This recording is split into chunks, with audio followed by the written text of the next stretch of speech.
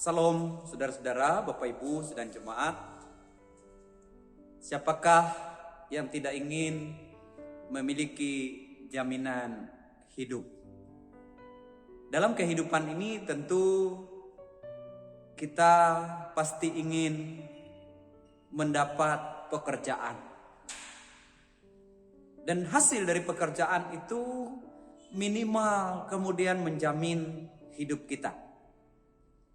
Bahkan jika Tuhan memberi lebih berkat itu, maka kita dapat menjadikannya sebagai kekayaan.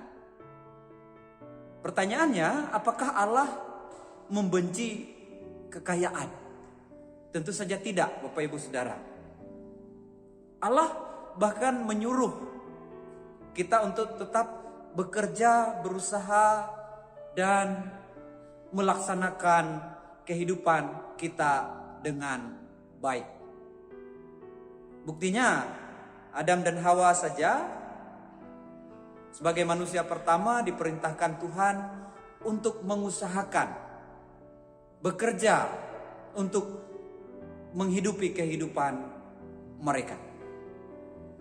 Dan itu tentu saja berlangsung sampai dengan kehidupan kita di saat ini. Maka itu kita terus berjuang di dalam kehidupan kita, bekerja, berusaha dengan sebaik-baiknya. Jika Tuhan memberi lebih, maka itu adalah anugerah Tuhan. Namun persoalannya, Bapak Ibu Saudara yang kekasih dalam Tuhan Yesus Kristus, adalah kesulitan untuk meninggalkan kekayaan itu. Di mana manusia tidak bisa melepaskan diri dari kekayaan itu. Atau boleh dikatakan prioritas utamanya adalah kekayaan itu sendiri. Dia mencari dengan sekuat tenaga, tetapi apa yang dia hasilkan, yang ia peroleh, diberkati oleh Tuhan, tapi dia genggam sendiri. Dia tidak mau merelakan dan melepaskannya itu untuk sekedar berbagi dengan orang lain. Dan disinilah letak masalahnya dari sebuah kekayaan itu, yaitu ketika hati terikat kepada kekayaan. Nah, dalam nas bacaan kita di pagi hari ini, Bapak Ibu Saudara yang kekasih dalam Tuhan Yesus Kristus, dari Injil Markus pasalnya yang ke-10 ayat 17 sampai dengan 27 berisi tentang cerita seorang muda yang kaya yang dikatakan sukar masuk ke dalam kerajaan sorga. Kita melihat dalam nas kita, ia sudah memenuhi standar hukum Taurat. Ia telah melakukannya, boleh dikatakan demikian, dengan sangat baik dari sepanjang hidupnya.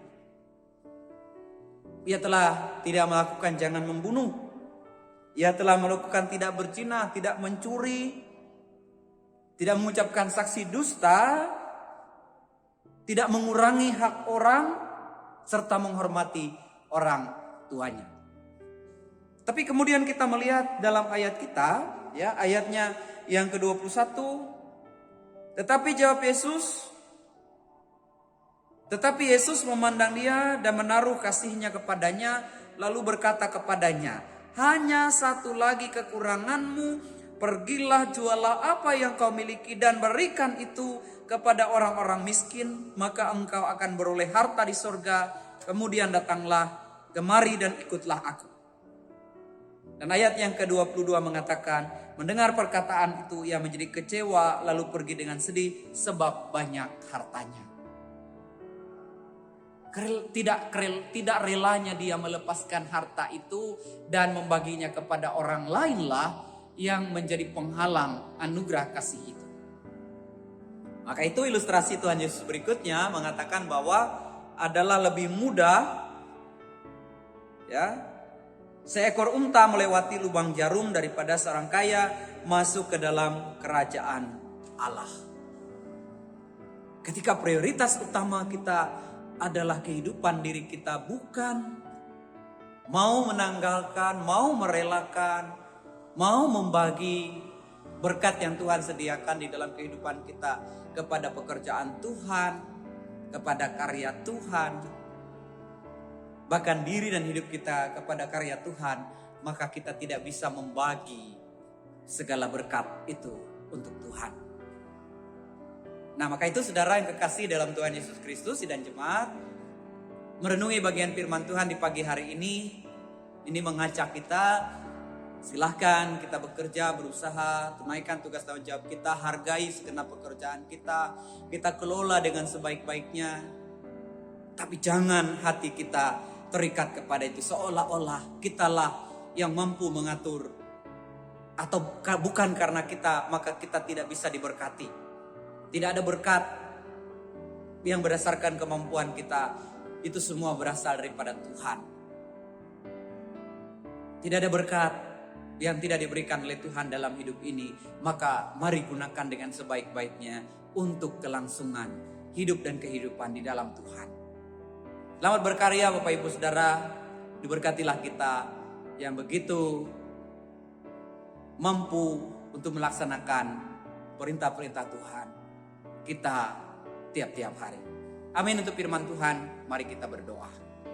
Allah di surga, terima kasih kami boleh mendengarkan renungan firman di pagi hari ini. Biarlah ini menjadi makanan bagi rohani kami yang akan menuntun kami ke dalam kehidupan, membawa kami ke dalam kesukacitaan dan hidup di dalam Tuhan, memperbaharui hidup kami dengan sebaik mungkin, bahkan menutup pekan ini dengan kasih dan pemeliharaan Tuhan.